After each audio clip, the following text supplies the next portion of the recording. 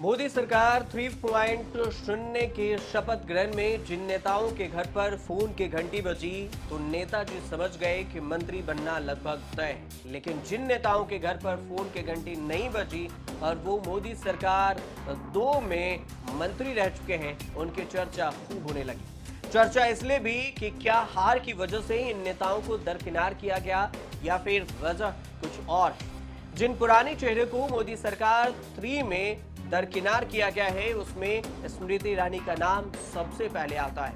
और स्मृति ईरानी अमेठी से लोकसभा सांसद थी, इस बार वो हार गई। अमेठी लोकसभा क्षेत्र से 2019 में स्मृति ईरानी चुनाव जीती तो मंत्री बनाया गया, लेकिन 2024 में अमेठी में कांग्रेस के केएल शर्मा ने चुनाव जीत लिया और उससे स्मृति ईरानी चुनाव हार गई तो मंत्री पद भी हाथ से चला गया। फिलहाल तो मंत्री बनने की कोई आश नहीं नजर आ रही है। स्मृति ईरानी अमेठी लोकसभा सीट से तीसरी बार चुनाव मैदान में उतरी थी। इससे पहले वह 2014 में राहुल गांधी के हाथों हारी थी।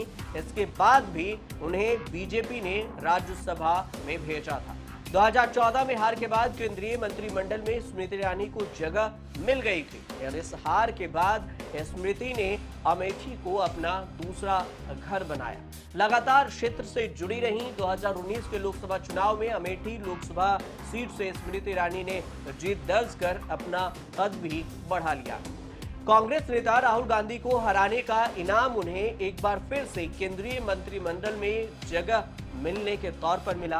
हालांकि इस बार स्मृति ईरानी कांग्रेस उम्मीदवार किशोरी लाल शर्मा यानी केएल शर्मा से हार गई हैं। गांधी परिवार से नजदीकी रखने वाले किशोरी लाल शर्मा ने 1,67,000 के वोटों के अंतर से स्मृति ईरानी को चुनावी मैदान में पटखनी दी। इसके बाद सवाल उठने लगा कि क्या एक बार फिर स्मृति ईरानी मंत्री बनेगी। ऐसे में मोदी सरकार में उनके फिर से मंत्री बनने पर सवाल उठ रहा है, लेकिन फिलहाल तो ऐसा कुछ होता दिख नहीं रहा। न ही उन्हें चाय पर बुलाया गया ताकि मंत्री पद की कोई संभावित इशारा ही हो। ऐसे में बीजेपी के 20 दिग्गजों के नाम सामने आए हैं जिन्हें मोदी सरकार 2 में बेहद ही अहम जिम्मेदारी मिली थी, लेकिन इस बार मोदी सरकार 3 में उनका नाम लिस्ट से गायब है।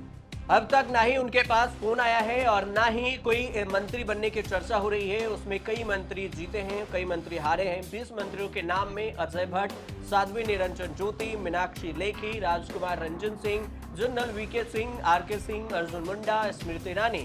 इसके अलावा अनुराग ठाकुर, राजीव चंद्रशेखर, निशित प्रामाणिक, अजय मिश्रा टेनी और सुभाष सरकार। इसके अलावा जॉन बारला, भारती पवार और अश्वनी चौबे ये सारे मंत्री हैं। इसके अलावा राव साहेब दानवे, कपिल पाटिल, नारायण राणे और भगवंत कड़ाट ये सारे मंत्रियों के नाम हैं जो मोदी सरकार 2 में साथ थे, लेकिन 3 में अभी तक तो संभावना भी नहीं दिख रही।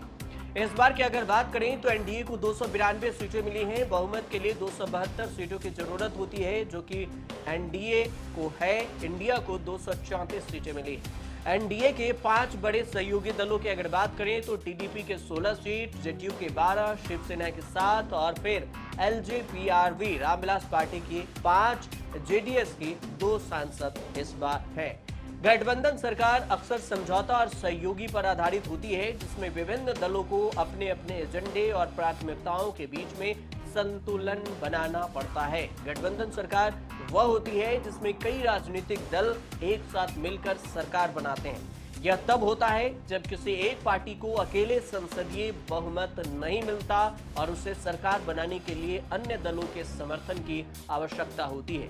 साथ ही सहयोगियों को भी संतुष्ट रखने की चुनौती भी गठबंधन के सरकार में होती है, जो इस बार मोदी के सरकार में दिख रही है। देश में काफी लंबे समय तक गठबंधन सरकारों का दौर देखा गया।